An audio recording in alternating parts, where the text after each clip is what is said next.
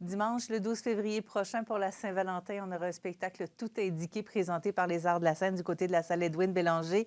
Un dimanche à 15 heures, le spectacle Rêve encore avec le groupe Tocadéo que vous connaissez bien dans la région manimontoise. Et pour parler de ce spectacle, j'ai le plaisir d'accueillir Patrick Olafson, un des membres fondateurs.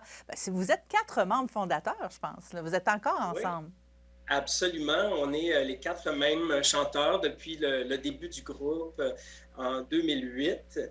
Donc, cette année, c'est notre 15e anniversaire en 2023. Puis, oui, ça n'a pas changé. On a toujours autant de fun à être ensemble, toujours autant de projets aussi devant nous. Donc, c'est vraiment le fun. En 2018, donc, vous aviez fait paraître l'album Rêve encore pour faire la tournée anniversaire. Vous êtes encore dans cette tournée-là, là? Oui, ben, elle a été, disons, un peu allongée et interrompue et allongée à cause de la pandémie, bien sûr. On a sorti l'album en 2018, mais on a commencé la tournée seulement en janvier 2020. Et quelques semaines plus tard, la pandémie est arrivée, donc on a été pas mal interrompu avec ça. Donc ça a repris là, en 2021 après ça, avec quelques spectacles, ça a recoupé après, puis ça a recommencé. Donc là, on est, on peut dire, vraiment sur la fin de la tournée de ce spectacle-là. Rêve encore, là, on a des dates jusqu'à la fin du printemps, au début de l'été. Puis à l'automne prochain, bien, on aura un nouveau spectacle là, qu'on va présenter en tournée, qui sera accompagné d'un nouvel album qu'on sort là, au printemps. Alors, pour les amateurs de Tocadéo, c'est maintenant ou jamais pour voir le spectacle Rêve encore, donc le 12 février prochain. Et je suis contente d'avoir M. Olafson avec moi aujourd'hui parce que vous avez écrit des pièces, il y a des pièces originales sur cet album-là que vous avez écrit justement. Et vous êtes un homme de projet. Vous avez parlé de Tocadéo en projet, oui, certes, mais vous, particulièrement, vous êtes un homme vraiment occupé et vraiment un homme de projet, si je peux me permettre. Ben oui, j'aime me garder occupé.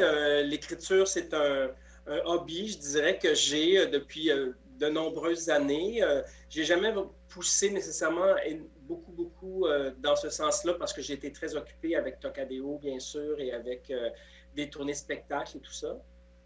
Mais quand on a préparé l'album Rêve encore, j'ai proposé une chanson qui s'appelle Parle-moi aux gars, puis qui l'ont bien aimé, puis qui ont décidé, qui ont accepté de la mettre. Elle a passé le même processus que toutes les autres chansons qu'on choisit, puis ils ont accepté de la mettre sur l'album, donc j'étais vraiment très content. Puis j'ai aussi collaboré à l'écriture. En fait, j'ai fait une adaptation française d'une chanson en anglais qu'on nous avait proposée.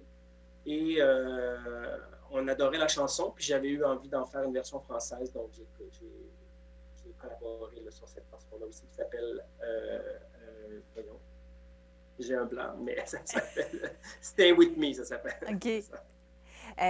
Mais avant Tocadéo, et en dehors du projet Tocadéo, vous aviez déjà tâté de l'écriture? Oui, absolument. J'ai écrit des chansons, j'ai collaboré aussi à des chansons, à l'écriture de chansons de deux comédies musicales, une comédie musicale originale qui s'appelait Porteur d'eau. Euh, la musique était de Martin Ferron, moi j'ai écrit des paroles.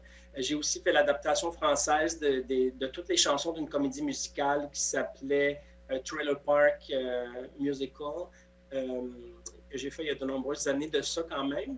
Mais j'aime beaucoup d'ailleurs faire de l'adaptation de chansons de l'anglais vers le français. C'est mon petit dada. J'ai aussi une formation en traduction, puis je suis aussi traducteur à mes heures, donc c'est quelque chose que j'adore faire. Et vos collègues n'ont pas envie d'écrire, de se mettre à écrire? Est-ce qu'on va avoir ça pour le prochain album? On a essayé à un moment donné, on se disait ce serait le fun d'écrire une chanson tout le monde ensemble. Puis je me rappelle, on était en tournée dans la vanne ou dans les chambres d'hôtel, puis on se disait comme OK, on essaie d'écrire des affaires, on essaie de trouver des trucs, puis ça n'a pas été très fructueux, je dirais. Mes collègues, je ne peux pas dire que pas qu'ils ne sont pas talentueux, mais c'est pas quelque chose qu'ils ont nécessairement envie de faire. Là, comme moi, je suis avant tout aussi un interprète. J'écris des chansons parce que je les aime, mais si sur un prochain album, par exemple, il n'y a pas de mes chansons, ça ne sera pas très grave non plus.